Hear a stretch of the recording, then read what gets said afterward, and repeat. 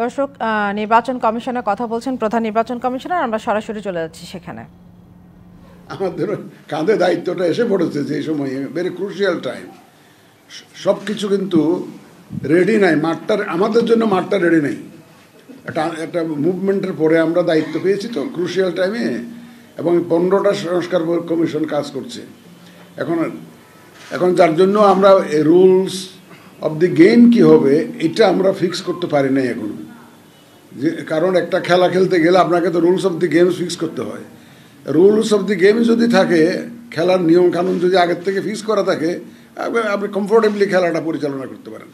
কিন্তু আমরা যে ইলেকশনটা করব এই আইন কানুন বিধিবিধান কিন্তু এখনো চূড়ান্ত অবস্থায় নাই, কারণ রিফর্মস কমিশনের রিপোর্টগুলো আসা শুরু করেছে।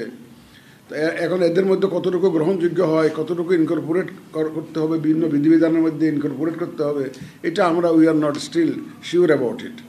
আমাদের ইলেকট্রাল রিফর্মস কমিশনের পুরো রিপোর্টটাও কিন্তু আমরা পাই নাই। আমরা সারাংশ আপনাদের মতো যেটা পাবলিক ডোমেইনে পাওয়া যায় সেটুকু, তো আমাদের যা মতামত সেটুকুর ভিত্তিতে কিন্তু দিতে হচ্ছে।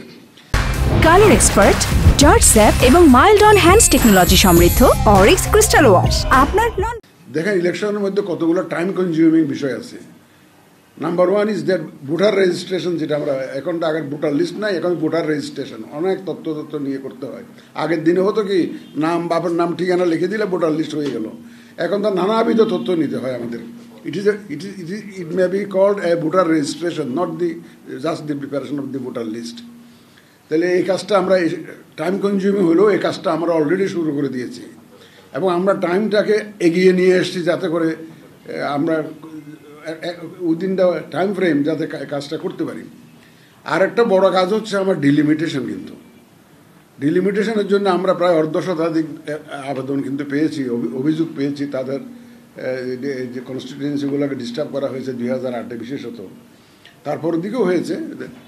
কিন্তু আমরা স্টাক হয়ে আছি কি জন্য? আমরা এগুলো ডিসপোজাল দিতে পারছি না। ওনারা নট অনলি ডিস্টর্টিং দি ডিলিমিটেশন, কিন্তু আইনের মধ্যেও এমনভাবে বাধা সৃষ্টি করা হয়েছে যাতে আমরা এই যেটা ফিক্স করতে না পারি। 2021 সালে আইনের মধ্যে একটা সংশোধনী আনা হয়েছে যাতে করে আমরা চাইলে কিন্তু ওই অভিযোগগুলো অ্যাড্রেস করতে পারতেছি না। এই আইনটা